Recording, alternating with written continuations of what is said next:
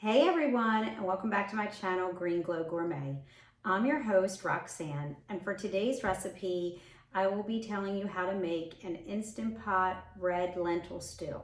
So let me give you the ingredients, and I will tell you the things that I changed and what I would do differently next time. So I used my 8-quart Instant Pot, which I've shown you in prior videos. And it's so easy. You just throw all the ingredients in, put it on 15 minutes, and it's so easy. I would say by the time it comes up to pressure and I let it natural release, I would say within about 40 minutes, your meal is done. But the ease of just putting everything in one pot, I think is the best thing ever. So I used 2 tablespoons of minced garlic. I used 10 ounces of mushrooms and I sliced them. I used 1 cup of frozen corn. I used 1 cup of frozen peas. And I also used 2 cups of red potatoes diced. I did not peel my potatoes. You can if you choose to. I did not. I used 2 cups of red lentils. I rinsed them, drained it, and then just threw that in as well. I used 1 tablespoon of smoked paprika, 1 tablespoon of curry, 2 tablespoons of sumac, which is a spice if you're not familiar with it, 1 teaspoon thyme, 2 bay leaves, 1/4 cup of balsamic vinegar, 4 cups of veggie broth. Now, you can also add in with the veggie broth another 2 cups of water. That's going to make the dish very liquidy and more like a stew.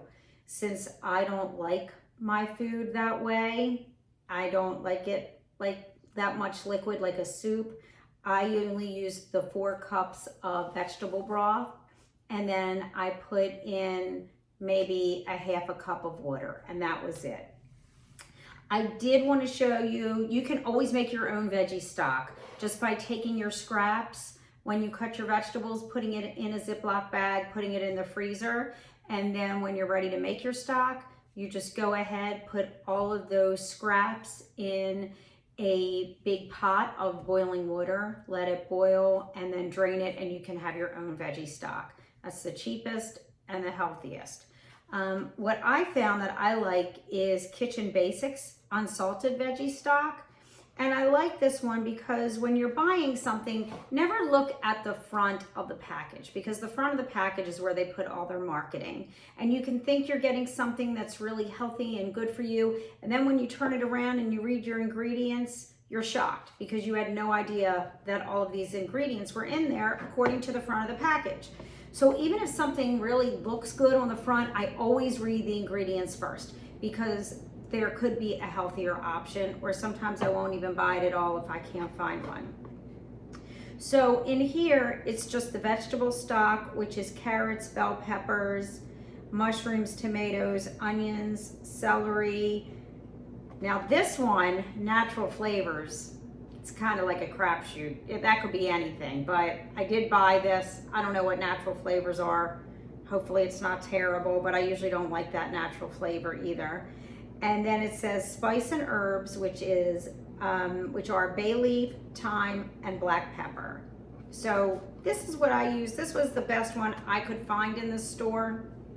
So you can look, there may be better ones. And if you find some when you don't have to make it yourself, let me know. I'm very curious. I'd love to hear from you. So I will show you the red lentil stew. It looks delicious. I had a taste. It tastes delicious. It was so quick and easy. So if you're curious about how to reduce processed foods in your diet and you want to try to improve your health, go to my website, www.greenglowcoaching.com. We can schedule a free call. I also offer individual and group coaching. Please comment below. Let me know if you tried this recipe, what changes you made. This recipe also calls for 1 cup of frozen carrots, which I did not use because I did not have any. and 10 ounces of frozen cauliflower, which I did not have either. So I just did it without it. It's still really good. It's just another way to get more vegetables into your diet if you have those on hand.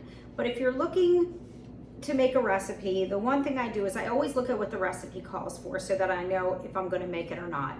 If I don't have everything, I just look at it and say, hey, will this work without those items? And in this case, without having the carrots and cauliflower, it still worked, so I made it. So please like, share, and subscribe to my channel. I come to you every week with new recipes. If there's something you want me to make for you that you're curious about, please let me know. And here's to a healthier you. I'll see you next week.